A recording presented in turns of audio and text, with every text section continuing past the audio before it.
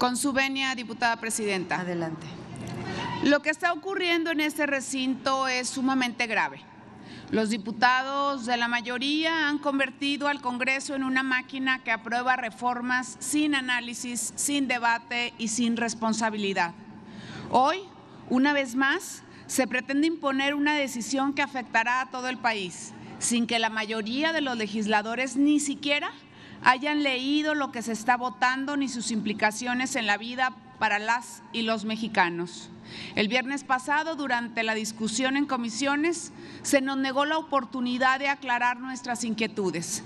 Un funcionario de la Secretaría de Hacienda acudió a este recinto, leyó una cuartilla y se retiró sin responder a los cuestionamientos que legítimamente teníamos desde la oposición.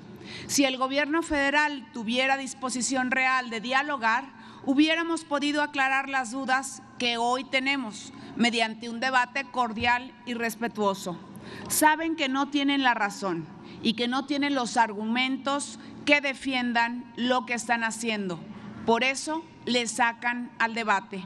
Mientras aquí se aprueban reformas a ciegas, serán los ciudadanos quienes pagarán las consecuencias con menos oportunidades, menos inversiones y un futuro incierto. No solo estamos hablando de números en un papel, estamos hablando de empleos, de estabilidad y del bienestar de millones de familias mexicanas.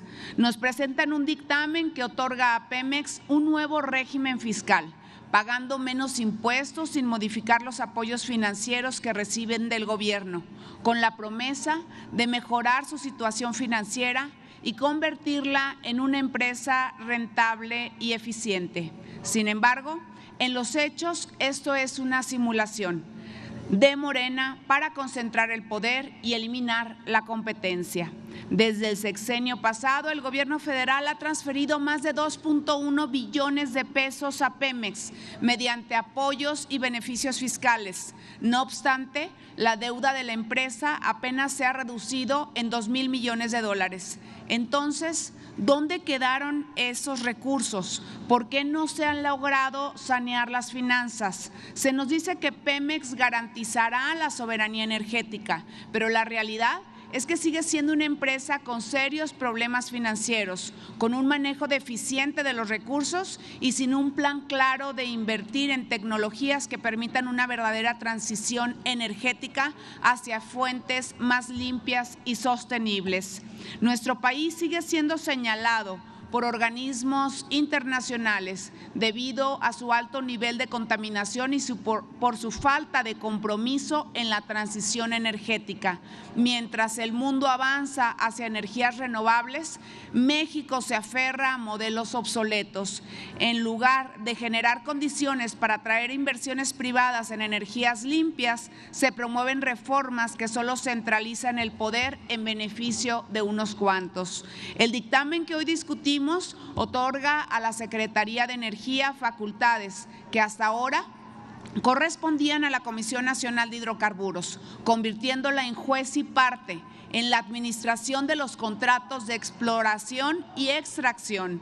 Esto atenta contra la transparencia y la equidad en el sector energético, eliminando los contrapesos que deberían de tener. Además, esta reforma modifica el esquema de pagos de derechos y deducciones para los operadores privados, lo que generará más incertidumbre y podría llevar a la suspensión de actividades o a la cancelación de futuras inversiones. Exigimos una explicación clara sobre cómo se garantizará que los ingresos de Pemex no se verán afectados con la disminución de la producción petrolera a 1.8 millones de barriles diarios, especialmente con la aplicación de un nuevo derecho único con tasas del 30% para hidrocarburos.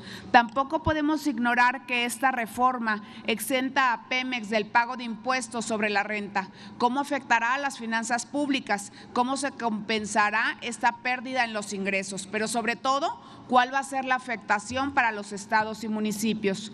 Compañeras y compañeros, las políticas energéticas de esta y la anterior administración han sido autoritarias, han buscado concentrar el poder y eliminar la competencia con una retórica nacionalista vacía, sin responder la pregunta fundamental: ¿cuándo y cómo transitaremos hacia la generación de energías limpias. Pero más allá del modelo energético, sigue pendiente el compromiso de reducir los precios de la gasolina y el diésel. ¿Dónde quedó esa promesa?